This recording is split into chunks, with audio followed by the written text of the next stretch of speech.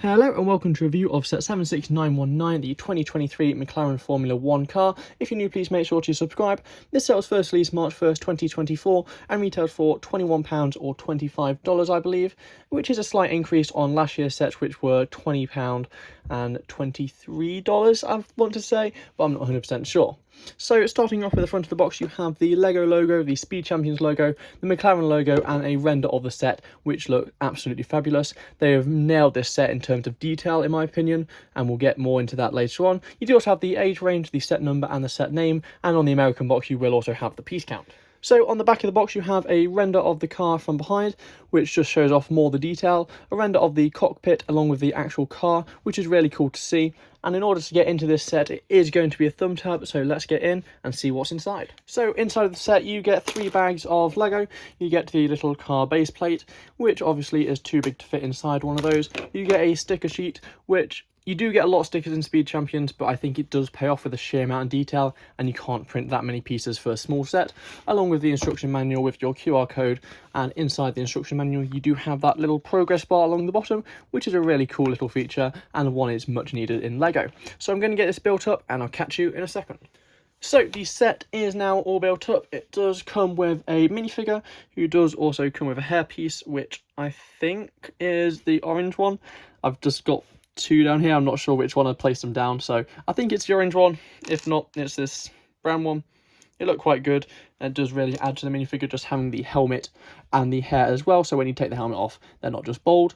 And it's a pretty decent minifigure. You got the McLaren logo on the front and McLaren logo on the back.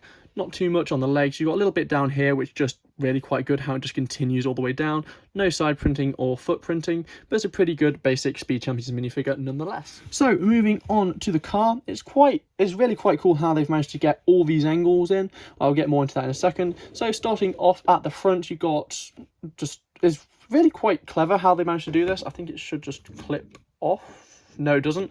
But yeah, the majority of these are stickers. However, you do get some prints. And this is a bit of a patchy print in my opinion. It's just a bit rough, and some pieces do just fall off. I'm not sure if that's just my bad building ability, but yeah, some pieces do just fall off. You got the advertising logos, which is quite cool, and they are some of probably my favorite parts on the set, just the way they've managed to do it.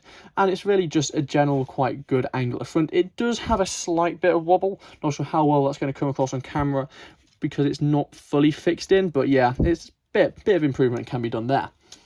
Moving back slightly, you've got these angles, which is quite cool how they've done it. If I take it off, they've used like the black minifigure positioning piece, which they used in the DC minifigure series to get that about 45-degree angle, which is really quite cool. And they've done that on both sides. It is a bit fragile, as you did see it just fall off.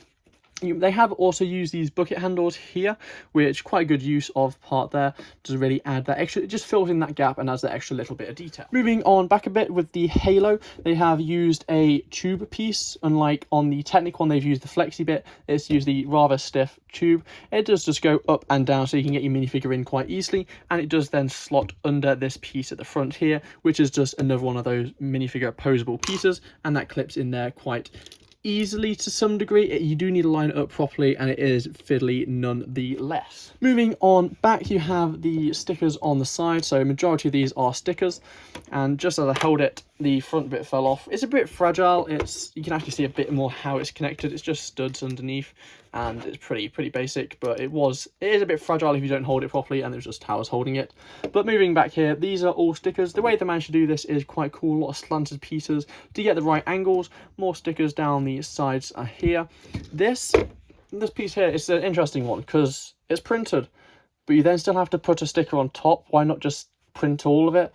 That's what I didn't really get. You got some more stickers going all the way down here. You do have to look at the instructions very carefully to see which way is right, otherwise it's just going to be wrong and look off. This is the same on both sides, and on top you do have this piece. I'm not 100% sure what it is, but it's printed, which is quite nice to see. And if you don't get it in the middle, it does look a bit off, as there's just no proper studs underneath. It's one of those, just a 1x2 tile. So moving a bit further back, you've got the tail fin. It's pretty cool how they've done it. It's pretty basic. It's not the best one I've seen. They've done better, but it's not posable. It's just bricked on, studs on. So if it was posable, that would add a slight bit better to there. So moving on to the cockpit, if you call it, that's probably one of my favorite pieces in the whole set. It is the steering wheel controller piece, and that is printed, and that looks absolutely amazing. They've really done it justice, because I remember before they just left it in as the general controller, but adding that print really has made it. And moving on, this just fell off again, they're very fragile. Moving on to my probably the favorite part of the set is the wheels. These are printed. It's the way they've included chrome into this. Well, I know it's just the general car, but the way Lego managed to do it is just really quite cool. It just really adds that to the wheels, and it just looks amazing in my opinion. They're just the dish type piece. I'm not sure how well I'd describe that. I'll see if I can get one off. So as you can see, it's just the dish type piece. Really quite a cool piece, and it just clips quite easily into the wheel, like so. So overall, it's a pretty decent set. It's the smaller one in my opinion, because if you look at the Ford Mustang, it's longer, but it doesn't seem as big. I spent about the same amount of time building them, as it's just quite fiddly with all the stickers, unfortunately, but it's a really good set nonetheless. Just some criticism is it's quite a fragile set, and obviously Speed Champions is a kids theme, so it's meant to be playable. You don't want it, it's probably going to fall apart if you pick it up wrong, as you saw when I'm just rotating it, pieces have been falling off, which is a bit unfortunate. So that's going to be it for this video. If you're new, please make sure to subscribe, and I'll see you next time. Bye.